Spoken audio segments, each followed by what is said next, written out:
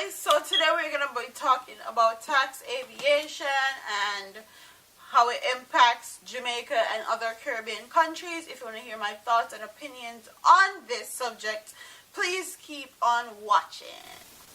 So in 2014, 1.3 million Americans actually flown to Jamaica for it to be a vacation spot for Americans.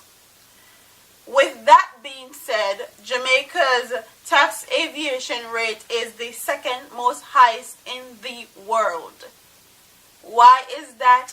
I do not know. That is deplorable and will actually make anybody that wants to travel to Jamaica not travel to Jamaica because of the high percentage tax. So tax aviation to fly to Jamaica is actually within about $120 to $150 rate. That's taxes only. That's not airfare, passenger care, none. That's taxes. Just aviation taxes.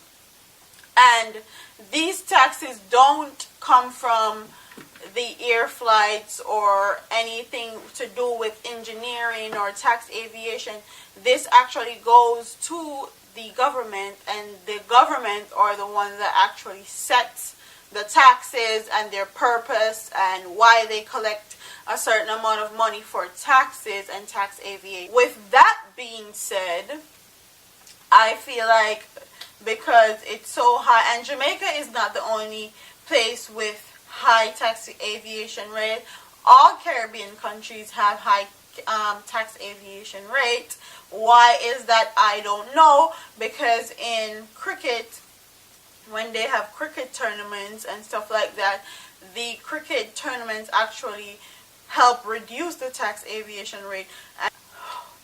And during cricket tournaments, the Caribbean countries actually agree on the reduction of tax aviation rates and stuff like that, because cricket is a big part of our Caribbean culture, West Indian culture actually. So as soon as the cricket tournament goes, the tax aviation rate and taxes go skyrocketing again. And I feel like if it can be reduced during cricket matches and cricket tournaments for the betterment of the West Indies and all that, I feel like it can be reduced for people that want to visit Jamaica, whether they're tourists or people that living abroad that want to spend more time in Jamaica, that want to go home more frequently. I feel like the government can actually do that.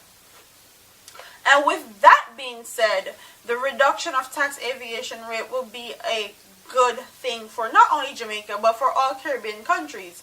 Every single Caribbean country will benefit if the tax aviation rate actually is lower. So if the tax aviation rate is lower, it will cause more frequent flights, more tourists, more people to come back to Jamaica, whether they're tourists or people that's Jamaican that wants to go back home. We also have a better understanding of other Caribbean countries, because it would make tourists going from one Caribbean country to another more easier and cheaper actually. So if a person want to go on a trip, so spend a weekend in Jamaica and then spend the week in Barbados, it will actually make it more easier, more flexible, and more cost effective for that person. So not only will one country benefit, the whole Caribbean country and Caribbean islands will benefit if they lower the tax aviation rates. And also it will lower the fears, and it will also give us a better understanding of other Caribbean countries and stuff like that, and how they work, and we can be a little bit more interconnected and just connected as Caribbean people is concerned, because 50% of Jamaica's GDP is made from tourism. So I don't understand why tax aviation and taxes in Jamaica is so freaking high. when you fly to Kingston, it's a $24 and like 15 cents different than when you fly to Montego Bay. It's a 21 and 50 cents different. So that in itself is, I'm talking about American dollars now. That in itself is crazy. The big difference in airports. So if we can get everything on the same level, the same playing field equally, it will make people that wants to travel to Jamaica and wants to travel to the Caribbean islands a lot easier. The fares are going to be cheaper. To go to another Caribbean country is going to be cheaper.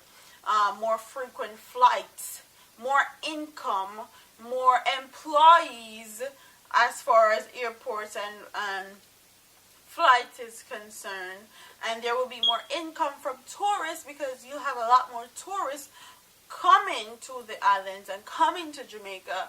And with, like I said, our GDP being 50% tourists, I don't get it. I don't understand why it has to be so high.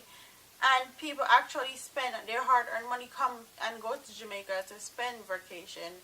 Because in America alone, if 1.3 million people actually went to Jamaica in 2014, imagine the amount of tax aviation fare and tax aviation taxes that the government actually made from that 1.3 million people going to Jamaica for a vacation in 2014.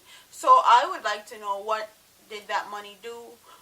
What was the purpose of taking that money in the first place? Because a lot of this information is not very disclosed to regular people, and it's not disclosed because we don't ask for it to be disclosed. So I would like to know what happens to that money, what happens to that taxes, and if it actually goes back into like flights and airports and all that, or where does the money go? That's one of my biggest questions. And if you can leave your questions in the comment section. I'll get back to you too if you want more information. But as far as I know, I don't know where that money goes. I don't know where the tax money goes for tax aviation in Jamaica. So yeah, that's one of the things I would like to know. Where does the money go from tax aviation and from 1.3 million United States citizens going to Jamaica in 2014? Where's all that money?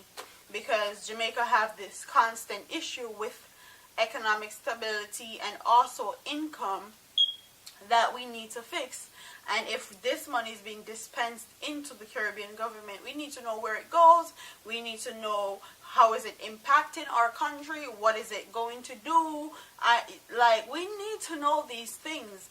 We can't just sit here and think that people are going to disclose information to us if we do not ask about it. So I feel like the Caribbean people, Jamaican citizens, need to be more vigilant, need to be more in tune with their country, need to ask more questions, and also fix this issue. Because if people are traveling to your country, I don't feel the need that it should cost an arm and a leg or maybe a whole body to go to these Caribbean countries when you're spending your hard-earned money and you're going for a vacation, or whether you're getting married, whether it's for a party, whether it's for a trip.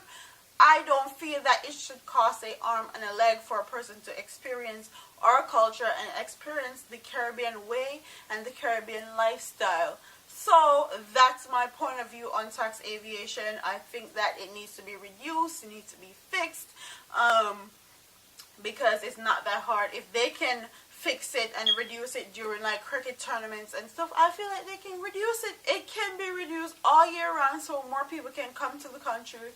We can actually get more tourists to our country and make more income and more jobs and more employment and get a better economic stability for our countries. Not only Jamaican countries, but Caribbean countries on a whole, because Jamaica is not the only Caribbean country with high tax aviation rate. So that's my opinion on tax aviation rate in Jamaica and other Caribbean countries. It needs to be lowered. Simple as that. So that's it. Don't forget to like, comment, share, and subscribe. And follow me on all social medias. Click that little bell if you want to keep up to date with me. And I'll see you in my next video. Deuce.